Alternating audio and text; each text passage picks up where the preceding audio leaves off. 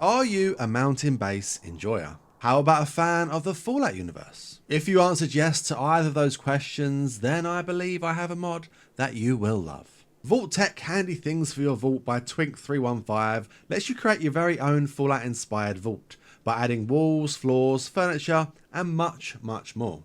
So let's go through everything that this mod has to offer. As ever, the mod will be linked in the description below, and don't forget to like and subscribe if you find the video useful.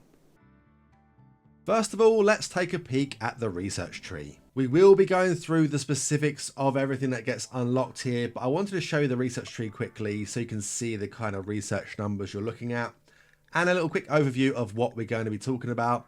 So we've got like some furniture things that you can unlock, there's medical things, we have different productions, so we can make synthread, nutramine, plasteel productions here. There are consumable things, education. We have mega drills where you can get silver, gold, uranium, and steel from the ground. And there's all sorts of different power things as well, which is what we're going to be talking about first.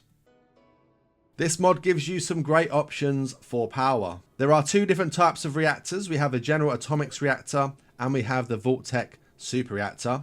Both use uranium to fuel. So as you see here, 20 uranium fuel, 1.6 years, 40 fuel, 3.3 years. Lasts a long time, so very efficient. The General Atomics reactor is the smaller of the two. It does produce 3,000 watts of power, which I think is pretty decent for the amount of space it takes up.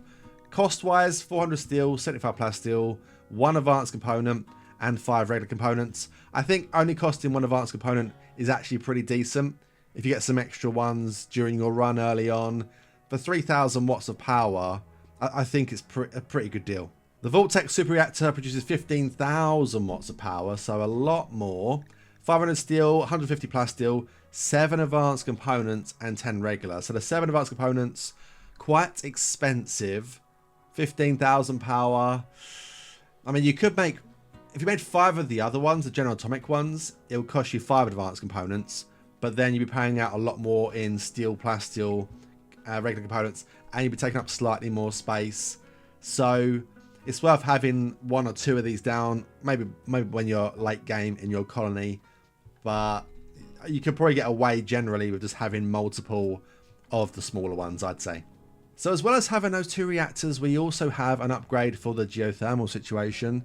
We have the Shore Power Geothermal Generator, which goes on top of a steam geyser like a regular geothermal. It produces 7,500 watts of power, so basically twice as much as a regular one, but it is a lot more expensive because you have to use advanced components. 340 steel, 340 plasteel, 10 regular components, and 3 advanced. For the cost of 7 advanced, though, you can make one of those super reactors, so you could argue you might not actually need to use these. But, I mean, 7,500 watts is still pretty good. If you haven't quite got the 7, but you've got enough to build this, I mean, you're probably going to want to put it down. You know, obviously protect outside your base. Unlike what I've done here, I've just popped one down just for demonstration purposes. But you'd probably want a wall around that one, right? And lastly, we have the battery, which is the Vault Tech Accumulator. Holds 5,000 watts of power. Efficiency of 70%, which is better than a normal battery in vanilla. But it is very expensive to make. 500 steel, 75 plasteel, and 5 advanced components. That is very expensive for a battery. But holding 5,000 watts of power is really good. You definitely don't need as many as I've put down here unless you're going for the crazy base. I didn't farm for this, obviously. As you can tell, I've just made this map. So, yeah, went overkill on this. But, yeah, a couple of these and you're probably going to be fine for most colonies.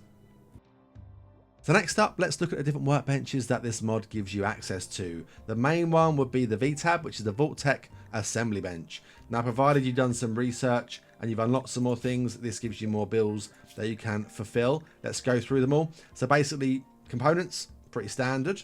You can get some Vault Tech Medicine, which has 130% potency, which is the same as Rimworld Medicine. So that's really good.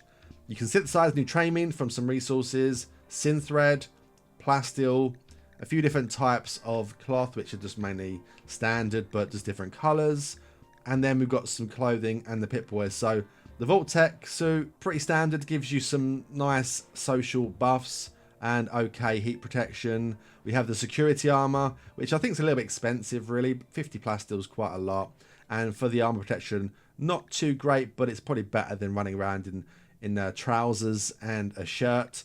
And they've got the helmet there as well. The Pip-Boy, one advanced component each, is quite expensive, I think, because although it's fun and you probably want all of your Vault Dwellers to have one, it doesn't give that much of a buff. Like, gives a few tiny buffs. Worth having if you've got the spare resources, but early game I'd probably save the advanced components towards going towards some of the actual power things. As you can see here, we have some linkables around the V-Tab as well. We have the Vault Terminals, which give 10% work speed factor, and you can have 4 of them linked to one building. And we have the servers as well, which do 10% as well, and you can have 10 of them linked to one building. These things link to some of the vanilla things as well. As you can see here, it links to the smithy, electric smithy that will be, the machining table and fabrication, but not to the biofuel or the electric smelter or the high-tech research bench. Also, you have to make sure you put these in the right spot. They do not link through each other. So if I had one of these, you can kind of see from here, this one has a link to 3 servers and 2 terminals, but not the one behind it. You have to have a clear view of the bench between the server, otherwise it will not link. That's why I put them around here so we can get all 10 linked to this one.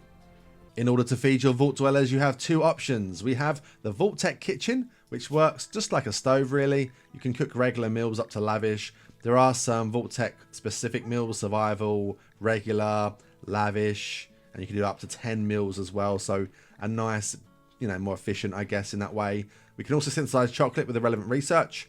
Make wort like at a brewery, but you don't have to wait for fermenting. You can go straight into synthesizing beer from that wort as well. So again, make beer faster, synthesize some chocolate, make some different types of meals. It is pretty good. We also have the Vault-Tec Nutrition Dispenser, which makes nutrient paste meals, as you can see here at the moment. Nothing special here. It's very similar to the normal one, attached hoppers and all that kind of jazz. Not sure it's any cheaper than the other one for power or anything, but you have the Vault-Tec branding. So, if you want to make your vault look proper like a vault, then you need the branding, right?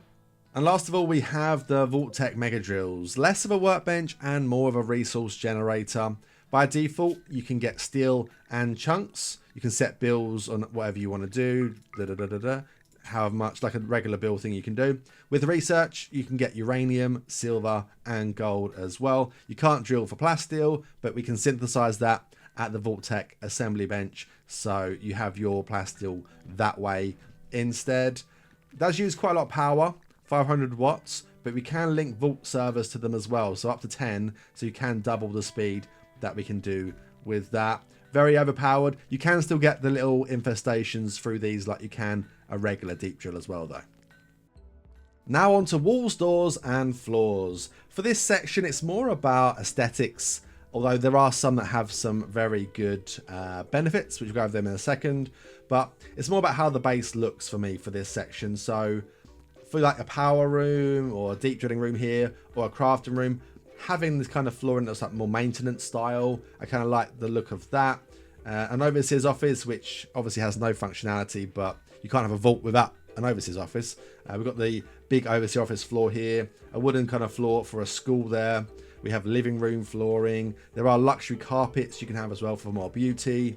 And we've got a dining room floor here as well. There are quite a few different options. So as you see here, quite a few different options, different colours and all sorts as well. The ones on the floor in that actually, or the only one really, that has a big benefit is the sterile vault floor. It actually does sterile the floor as well, or sterile the room, but it only costs 10 steel per square. But as you can see, the room is sterile. So you haven't got to worry about wasting silver away on that. The room is going to be sterile with just the use of steel. Now when talking about walls, it's very similar with the flooring, that it's aesthetics and how the base looks a lot of the time with most of it. They do have some functionality on certain bits we'll get to in a second, but we have like luxury walls here for added beauty and have window variants as well. And we have the same here. There's a few different options here from different Fallout games, different styles. I went for the West Coast on here for no specific reason. Overseers options and maintenance. In terms of functionality, we have the vault plating and the vault embrasures. So the vault plating, extremely strong walls, 7,000 HP. So yeah, it takes enemies a long time to get through those walls. They are, however, extremely expensive at 200 steel per square. But don't forget, if you are making a vault base, you have a lot of stone surrounding your base. You don't have to use as many resources to wall up and then thicken around your base, you just realistically need to have the front. That's still going to be quite a few thousand still, but it's a lot better than doing the whole base around. Although you could use obviously this mod without making a vault in a mountain. You could do it as a regular base, but you'd be spending a lot of resources doing that. I would probably recommend maybe doing it 2 blocks thick eventually if you can afford it. To be fair, if you've got a mega drill going on, getting steel for free pretty much, then you're probably gonna be able to afford it anyway. And there's the embrasure option, which have 7,000 HP as well, but you can shoot through them, which, you know, we've seen embrasures on this channel before when we talk about mods. You can stand there and shoot through them. You can get shot through them as well, so be careful where you put them, but it's added cover and a bit more protection. Now, in terms of doors, we have a few different options. We have interior doors of windows, which are these ones here, look quite cool. We have security doors, which are doors which have a bit more HP. And then we have the cog door, the Vault-Tec gear doors, straight from the franchise. They are a bit small. A 1x1 seems a bit silly for these doors. They're supposed to be massive. But in the workshop page, they did say that on the next update, they're looking at making bigger ones. So I'm hoping for at least 3x1. If it's 2x1, I'm a bit disappointed. But 3x1, maybe 5x1. I think 5x1 would be the right kind of size for them. These doors are really good. 6,000 HP, 100 power required. And yeah, like the walls, they're going to be very strong, very hard for enemies to get through. One other quick thing to mention about the walls is the fact that when you build them, they have a power cable running through them already. And they're actually quite cheap, only 5 steel per piece. So you get a free power cable inside the wall, as well as, you know, building a wall, which, despite being made of steel, are not flammable as well. So that's a nice little bonus, isn't it? Now, when you look at the furniture in this mod, you can see very, very, very Fallout inspired. I mean, first of all, the overseer's table looks fantastic, I think. Very good. The chairs, yeah, very Fallout. We've got sofas. We've got these kind of diner benches that you might find in like a dining room in an underground vault. In the more flamboyant areas, you know, we've got the cloth draped over the tables. We have beds. We have the double beds, single beds, and we have like luxury vault ones as well. Lights, decorative ferns. There is all sorts. They've got their own school tables, the school desks, which give you some bonus in the learning rate for your students, which, you know, have them instead of the regular ones. I would recommend that. Other things such as temperature regulation. There are vault heaters, which can go up to 25 degrees Celsius, so just above, you know, standard room temperature.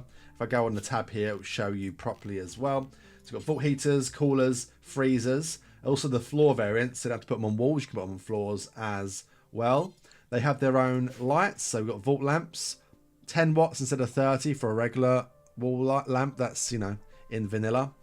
They do cost a little bit more to make than the other ones. It's like, how much are these ones? 20. I think it's 15 for vanilla, but it's using a third of the power, so probably worth doing. And we also have the sun lamps as well. So these can go on the walls, which can go hand in hand, and I'll show you on here. We have the hydroponics basins. We've got regular ones and we've got high-tech ones. So the regular ones have 300% growth rate, and it's 400 for these ones. How much are they to make? This is an advanced component per square, so extremely expensive, and 30 plasteel. And these ones are 1 component and 20 steel. So for the sake of only extra 100% growth, which is a lot, don't get me wrong, I'd probably settle for these ones unless I was absolutely swimming in loot. We also have their own hospital beds as well. They have their own linkables, which will only link to specifically the Fallout style ones, so you can't use these with vanilla hospital beds. We've got extra surgery success chance and medical 10 quality. And we can have 4 per building on them as well. And then we have the medical equipment, which is 9% 10 quality increase, 3% immunity gain, 6% surgery, but only one of these can be added on. So surround them by lights and have one of these on, and then you'll have a nice big bonus. We also have access to a Vault-Tec Mark 1 ceiling turret, which is quite expensive to make. As you can see there, 700 steel is quite a lot, and an advanced component, but they have very, very good range, and you can just dump them on the ceiling. There is actually one here already. There's 1,000 watts of power, but they have a lot of HP, 3,000, and yeah, they can shoot quite far, and they're kind of out of the way as well. You can't draft up and stand underneath them. I've noticed that before when trying to do that. Let's try it now just to make sure I'm not lying. Yeah, look, I can't stand underneath it. You can walk through them though, so building a line of 3 wouldn't block the pathing, but you can't just draft up and stand underneath them. But that's a nice bit of defense. And the last thing to talk about, which I should have probably mentioned under workbenches, is the Vault-Tec Recycler. This works very similar to the crematorium. You can burn all the same kind of things that you normally can. You can do stone chunks as well, which I don't think you can do in a regular crematorium, if it serves me correctly. I should probably check. But this also does return resources back from them. So rather than just burn all the things you normally would in the crematorium, this will actually return some resources as well. So very useful. An advanced component, again, a lot of this stuff does require advanced components. So, you know, yeah, I might have to wait till it gets to fabrication to get down here. But I mean, look at the base. I mean, it looks very, very vault-like. I spent a bit of time making this. A very expensive base. I built a lot of the power things, and we have an excess of 62,000 watts and 80,000 stored, which is overkill completely. But imagine this made a bit like wider. I mean, it's probably got everything here you realistically need, but there are some vanilla stuff I didn't put in this base, but you know, I was kind of showing off the mod, so I didn't feel the need to. There are some other bits you could probably add, but from a starting point, I think it looks quite nice. I'd probably have a few more breaks in here, maybe some embrasured walls on the side so we can stand here by a door and shoot if enemies did happen to break in, but that'd be quite unlikely, especially if we had thicker walls on the front. So that was Vault-Tec handy things for your vault. Now, as a massive Fallout fan myself, I love how I can use this mod to make my very own vault. Now, there are some very strong things in the mod. The mega drills give you lots of free resources. We can make plasteel, nutramine. There's some very strong medicine that rivals Glitterworld. Let's not even talk about the HP of the walls and the doors on the exterior. But if you want to have a base that looks like a proper Fallout vault, this is ideal for you. Or if you just love mountain bases and you want something a bit stronger, some stronger options. Now, you still get infestations still in here, but those ceiling turrets can help. You know, there's a lot of good things in this mod, and just, you know, some beautiful things, and there's a bit more variation to the standard Rimworld bases. Now, let me know in the comments if you are planning on picking this mod up, or maybe you already use it or have used it in the past. Don't forget to like and subscribe if you enjoyed the video, and also check out my Twitch. I'm live on Twitch like 3 days a week playing Rimworld, and also jump into Discord. I would love to see people's Rimworld bases. You know, if you've got bases, jump in there, put a picture up in the Rimworld channel, or just come in and say hello. You know, everyone's welcome. But thank you guys for watching, and I'll see you in the next one.